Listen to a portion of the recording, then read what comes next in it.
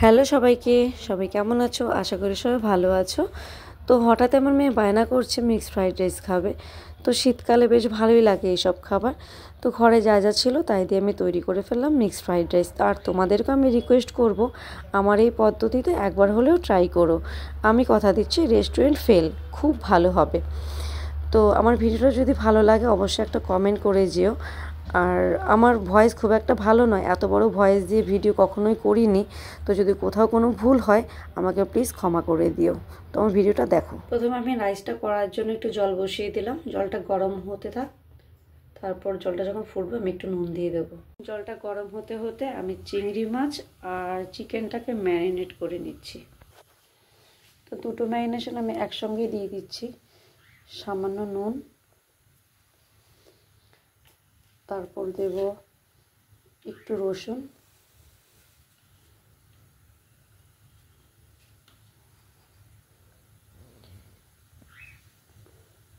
তারপর দেব আমি চিকেনটাতে দিচ্ছি ডার্ক সয়া সসটা একটু পরিমাণে দিয়ে দিলাম। তো এতে দিয়ে দিচ্ছি একটু গোলমরিচের গুঁড়ো, আর এটা একটু দিয়ে দিচ্ছি। ব্যাস,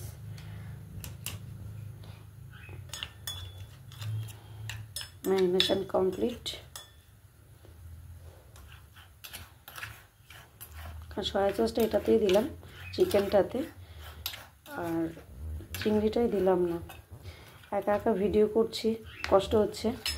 কিন্তু ভিডিওটা মোবাইলটা ধরার হলে সুবিধা হয়, কেউ যদি ভিডিওটা করে দেয়। তো এই দুটো আমার হয়ে গেছে। তো ডিমটার কাজ একটু পরে, আমি যখন কড়াটা বসাবো কড়াইয়ের মধ্যে আমার এটার কাজ, এখন এই মুহূর্তে কোনো কাজ নেই। এই দুটোর কাজ হয়ে গেছে, এটা হতে থাকুক। এবার আমি ভাতের মধ্যে জলের মধ্যে নুনটা দিয়ে নিচ্ছি। তো জলটা গরম হয়ে গেছে, এবার এখানে কিছুটা পরিমাণে নুন দিয়ে দিচ্ছি।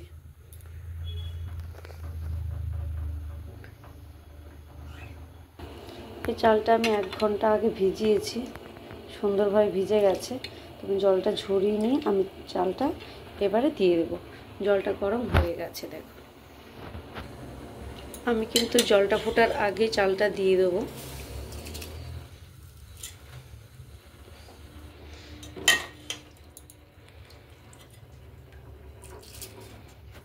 আমি চালটা দিয়ে দিয়েছি। এবার যেই জলটা ফুটতে শুরু করবে তারপর তাতে আমি সামান্য একটু ভিনিগার দিয়ে দেবো। তো জলটা ফুটুক, ততক্ষণ আমি একটা অন্য কাজ করি। এবার আমি দিয়ে দিচ্ছি এখানে 1 চামচ ভিনিগার। ভিনিগারটা দিলে কি হবে, এই যে ফেনাটা হচ্ছে, এই ফেনাটা পুরো পরিষ্কার হয়ে আসবে। আর এতে দিয়ে দেবো একটু সাদা তেল। সাদা তেলটা দেওয়াতে কি হবে, ভাতগুলো একটার সঙ্গে একটা লাগবে না, পুরো ঝরঝরে হবে। আর ভিনিগারটা তো দিয়ে দিলাম ধবধবে সাদা হওয়ার জন্য। তো তোমরাও এই টিপস দেখে করবে, দেখবে খুবই সুন্দর হবে। তো ফাইনালি আমার ভাতটা হয়ে এসেছে। তো এই দেখো, এই ভাতটা নিয়েছি, যখন চাপ দেওয়াতে 2 টুকরো হয়ে যাচ্ছে।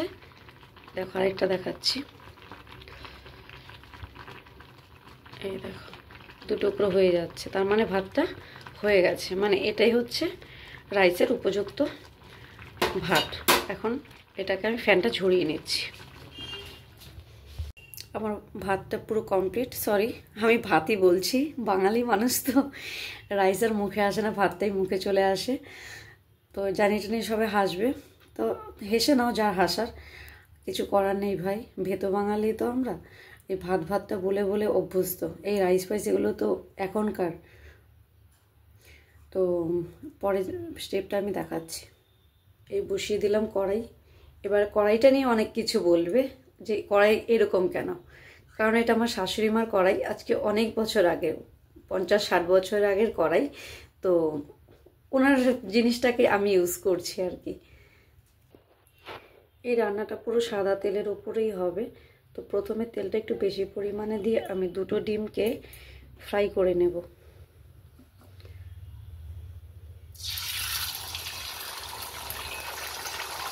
সামান্য একটু নুন দিয়ে এটা ভেজে নেব।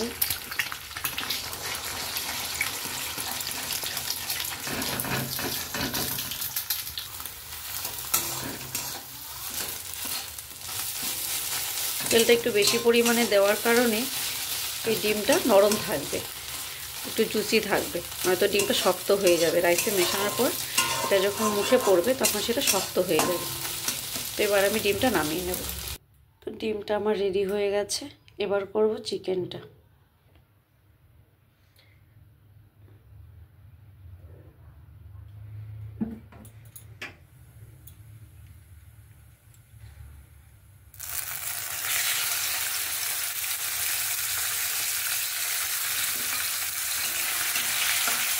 চিকেনটা ছোটো করে কাটা আছে, তার জন্য খুব একটা সময় লাগবে না, একটুতেই হয়ে যাবে। আর ম্যারিনেশনটা অনেকক্ষণ ছিল, আধ ঘন্টার মতো ম্যারিনেশন ছিল। বেশি ভাজলে এটাও শক্ত হয়ে যাবে, যার জন্য এটাও নরমই রাখতে হবে। চিকেনটা হয়ে গেছে, এবার চিকেনটাও নামিয়ে নিচ্ছি। এবার লাস্ট যেটা, সেটা হলো চিংড়ি মাছ। এটা খুব কম সময় লাগবে, সঙ্গে সঙ্গে হয়ে যাবে। আর চিংড়ি মাছটা সবার লাস্টে কেন করলাম, কেননা ডিমের ফ্লেভার, মাংসর ফ্লেভার সমস্তটা একসঙ্গে হয়ে যাবে। তো চিংড়ি ফ্লেভারটা আলাদা থাকার জন্য এটা সবার লাস্টে করা হয়। আর তোমরা হয়তো ম্যারিনেশনের সময় একটা জিনিস খেয়াল করেছো, আমি চিংড়ি মাছে সয়া সসটা ব্যবহার করিনি। আমার চিংড়ি মাছও হয়ে গেছে, বা নামিয়ে নিচ্ছি।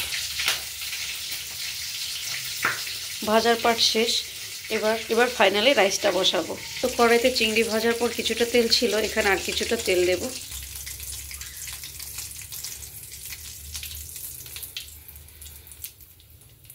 তেলটা একটু গরম হোক। এবার এর মধ্যে দিয়ে দেবো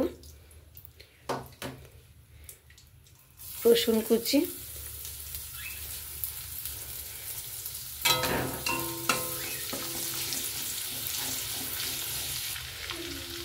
কাঁচা লঙ্কা কুচি।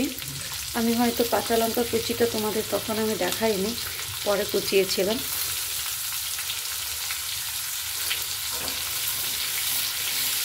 এবারে দেবো আদা কুচি,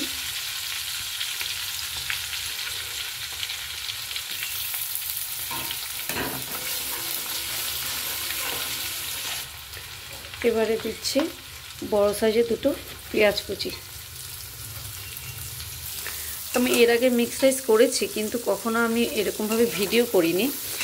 একা একা ভিডিও করতে হয় বলে ভিডিও করা ছেড়ে দিয়েছি। তো আমার এই চ্যানেলে আমি প্রথমবার, আমার ইউটিউবে যে চ্যানেলটা ছিল, আমি প্রথম কিন্তু শুরু করেছিলাম রান্না দিয়ে।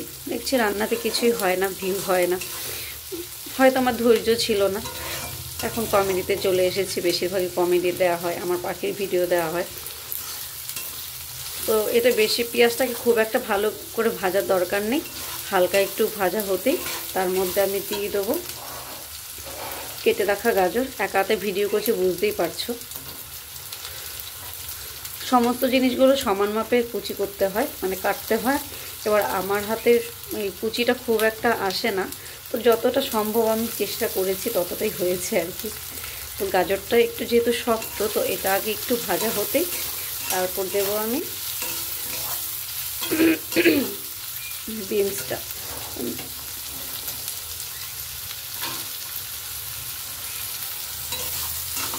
এর মধ্যে আরেকটা জিনিস দেওয়ার ছিল, সেটা হলো ক্যাপসিকাম। তো ক্যাপসিকামটা আমি হঠাৎই মনে হলো সন্ধ্যাবেলায় করবো, যার জন্য আমি আর বের হইনি। বাইরেটা ভীষণ হাওয়া দিচ্ছে, ঠান্ডা, আমি যা আছে তা দিয়েই করছি, শুধু এটাই স্কিপ করে গেছি। তো তোমরা অবশ্যই সেটা দিতে পারো, না দিলেও অসুবিধে নেই। আসল যেগুলো সেগুলো তো দেয়াই হচ্ছে। অনেকে ক্যাপসিকামটা পছন্দ করে, সেটা শীতের সবজি, দেয়াই যায়।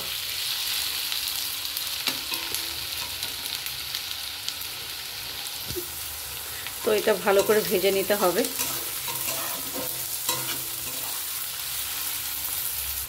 সামান্য একটু নুন দিয়ে দিচ্ছি এতে।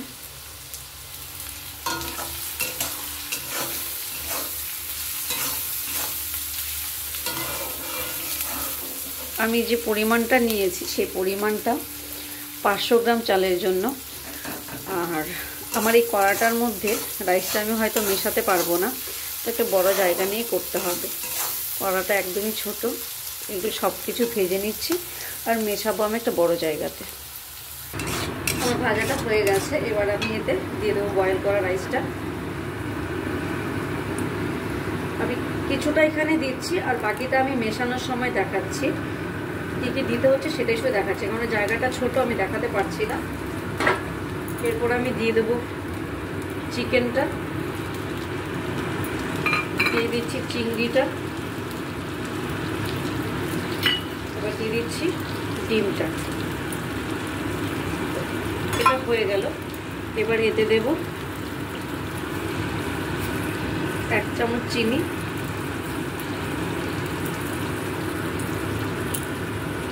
সামান্য পরিমাণে নুন,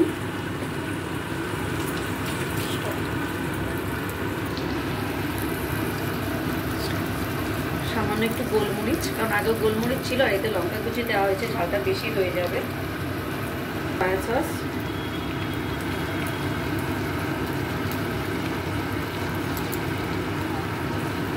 আর 1 চামচ ভিনেগার। ব্যাস, এবার আমি পুরোটাকে ভালো করে মিশিয়ে নেব।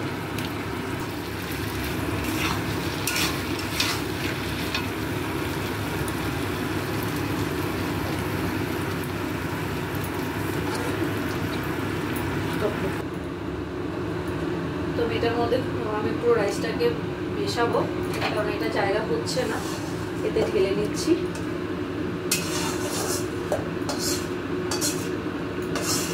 আস্তে আস্তে মেশাতে হবে, নয়তো রাইসগুলো সব ভেঙে যাবে।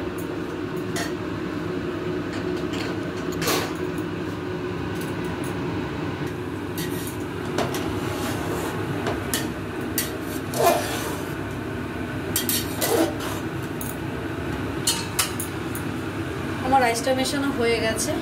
এবার দেবো এতে কিছুটা ধনেপাতা কুচি, এটা দিয়ে আবারও মেশাবো, কিছুটা পেঁয়াজ পাতা।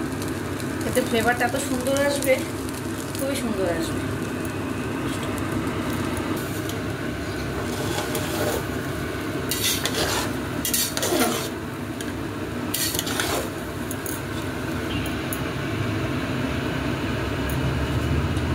তো ফাইনালি আমার রান্নাটা কমপ্লিট।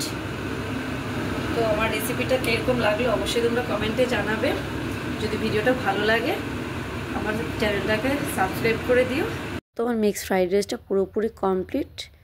তো ভিডিওটা আমি এখানে শেষ করছি, দেখা হচ্ছে পরের ভিডিওতে। টাটা।